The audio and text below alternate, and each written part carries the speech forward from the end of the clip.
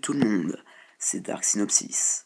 Aujourd'hui, je vous retrouve pour vous partager mes coups de cœur. Donc voici mon top 10 des jeux d'horreur. C'est parti.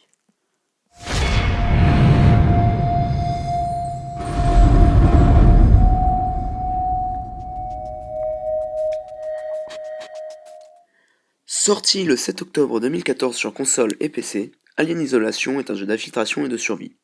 Vous êtes Ellen Ripley et vous devez vous échapper du Nostromo avant que le gros vilain pas beau et les droïdes vous rattrapent. Je ne trouve pas ce jeu bien flippant, c'est pour cela que je l'ai mis en 10ème position.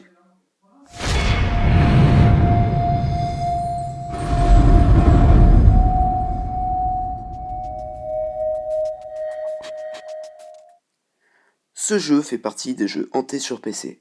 Ce jeu semble vouloir percer votre âme et vous rendre fou. Vous jouez Tails pour la première partie, Knuckles pour la deuxième et Dr Eggman pour la troisième. Vous devez avancer dans des niveaux plus glauques les uns que les autres. Donc pour moi, le jeu est assez bien, mais cependant, il est très répétitif.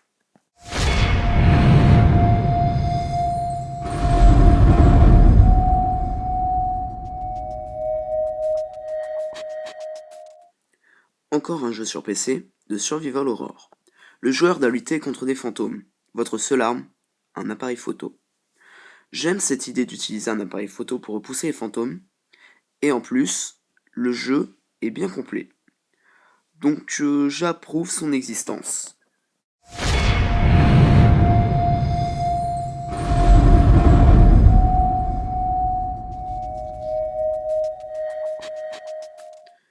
Survival Horror encore, Dead Space est issu du film du même nom et sorti sur console et PC le 14 octobre 2008. Vous êtes Isaac Clarke, un ingénieur, qui lutte contre des aliens à bord de l'USG Ishimura. Bien sanglant comme je les aime, le son est génial, de bons graphismes, rien à dire.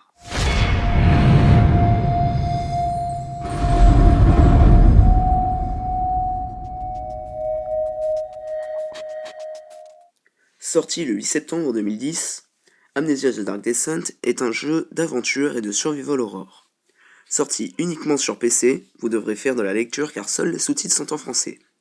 C'est le deuxième jeu que j'ai connu, l'ambiance et les sons sont magnifiques, je n'ai vraiment rien à redire.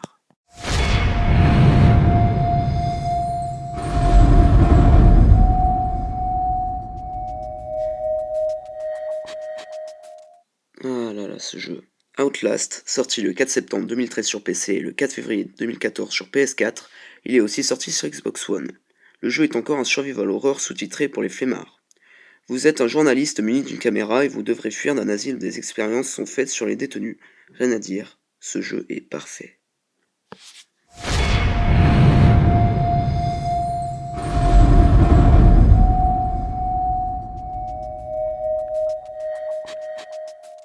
Sorti le 30 juillet 2009 au Japon et le 25 novembre 2009 en Europe, ce jeu est sorti sur Wii seulement.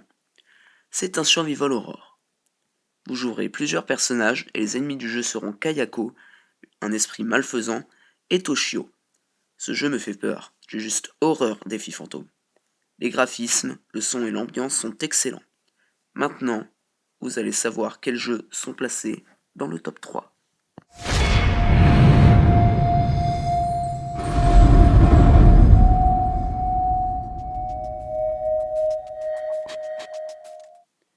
Ce jeu de survival horror sur PC est bien connu.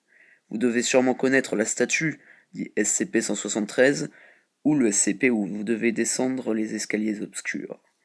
Dans Containment Breach, vous êtes un cobaye nommé D9341 et vous devez vous échapper de la base SCP où tous les monstres se sont échappés. J'adore ce jeu. Plus on avance et plus on en sait sur l'histoire de ces monstres. L'ambiance et les sons sont au rendez-vous, il mérite sa place.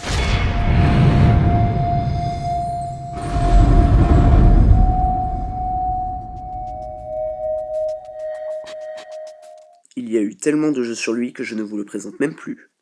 Je vais vous parler du tout premier jeu sorti le 26 juin 2012, The Hate Page, survival horror de renommée, exclusivement sur PC. Qui ne s'est jamais fait tuer pour avoir recherché ces pages? Ce jeu est un grand classique, il restera gravé dans ma mémoire pendant des années.